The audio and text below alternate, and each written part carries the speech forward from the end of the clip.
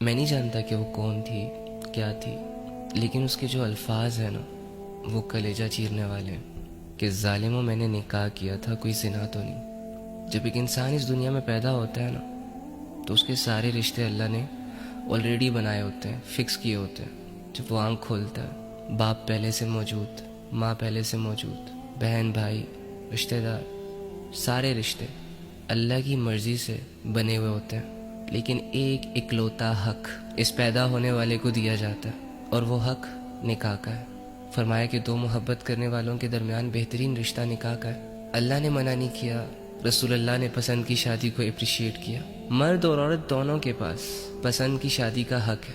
والدین اوپینینز دے سکتے ہیں، رائے دے سکتے ہیں، سمجھا سکتے ہیں، ریسرچ کر سکتے ہیں، لیکن والدین خدا بن کر، گھر والے رشتہ دار خدا بن کر کسی کی شادی کا فیصلہ نہیں کر سکتے۔ یہ اللہ کا دیا ہوا ایک اکلوتا حق بھی بہت سارے لوگوں سے چھین لیا جاتا ہے۔ جہاں ان کی مرضی نہیں ہوتی وہاں ان کی شادیاں فکس کروا دی جاتی ہیں، اور پھر ساری عمر ان کا پوچھا تک نہیں جاتا۔ جب ان کے درمیان کلیشز آتے ہیں کوئی سارٹ آؤٹ کرنے کے لیے نہیں آتا۔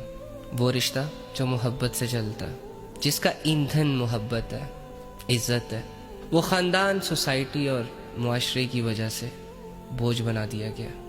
زبردستی کی شادیاں کروائی جاتی ہیں۔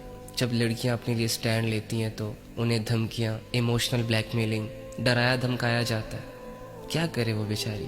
ایک باپ کو یوں لگ رہا ہوتا ہے کہ یہ سب کر کے ہم اپنا حق ادا کر رہے ہیں، ایک بھائی کو یہ لگ رہا ہوتا ہے کہ یہ سب کر کے ہم خاندان والوں کو خوش کرتے ہیں۔ سوسائٹی کے دو چار مردوں کو خوش کرنے کی خاطر غلط فیصلے کرتے ہیں اور اپنے آپ کو مرد بنانے کی کوشش کرتے ہیں۔ یہ ابھی جو ایک واقعہ ہوا ہے بلوچستان میں، ایک بہن کو گولیاں مار کے شہید کیا گیا، اور اس کا ظلم صرف اتنا تھا کہ اس نے پسند کی شادی کی، نکاح کیا۔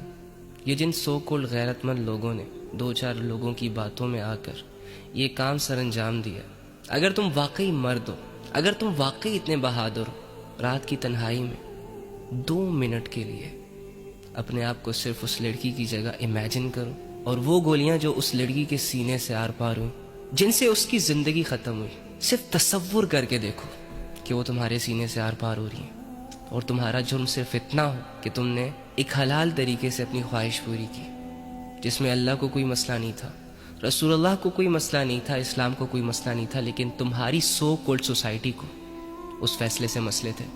تمہاری روح نہ کانپی نا، تمہاری یہ غیرت تمہاری کھوپڑی کے آر پار نہ ہوئی نا، تو کہنا شرط یہ ہے کہ اگر ضمیر زندہ ہو، لیکن ایسے لوگوں کے ضمیر زندہ کہاں رہتے ہیں؟ یہ تو لوگوں کے ہاتھوں کی کٹ پتلیاں ہوتی ہیں، ان کے اپنے دماغ تو سن ہو چکے ہوتے ہیں۔ ان سے تو جب کہا جاتا ہے کہ یار تم جس کام کو غیرت کا نام دے رہے ہو وہ سب سے بڑی بے غیرتی ہے، تم جسے بہادری سمجھ رہے ہو وہ سب سے بڑی بزدلی ہے، تو آگے سے پتہ کیا کہیں گے؟ آگے سے کہیں گے یار اگر ہم ایسا نہ کریں تو پھر لوگ کہیں گے کہ بے غیرت ہے۔ لہٰذا اپنی غیرت کو بچانے کے لیے ان غیرت مندوں نے وہ بے غیرتی والا کام کیا جو ایک مرد کے ساتھ سوٹ نہیں کرتا، جو ایک مومن کے ساتھ سوٹ نہیں کرتا۔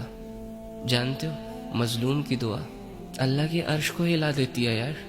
ایک سیکنڈ کے لیے امیجن کرو، تصور کرو کہ اس کی گھائل روح جب اللہ رب العزت کے سامنے پیش ہوئی ہوگی اور اللہ سے شکایت کر رہی ہوگی کہ اللہ تیرے بندوں نے میرے ساتھ یہ کیا، کہ ذرا سا تصور تو کرو اس چیز کو۔ تم نے دو چار لوگوں کی باتوں میں آ کر اور اپنے آپ کو ایک مرد ثابت کرنے کے لیے 2-4 گولیاں چلا دی ایک مظلوم پر، ہو گئی تیری واہ واہ ان جاہلوں میں، لیکن اللہ کی نظروں میں تو فیل ہو گیا، رسول اللہ صلی اللہ علیہ وآلہ وسلم کی نظروں میں تو فیل ہو گیا۔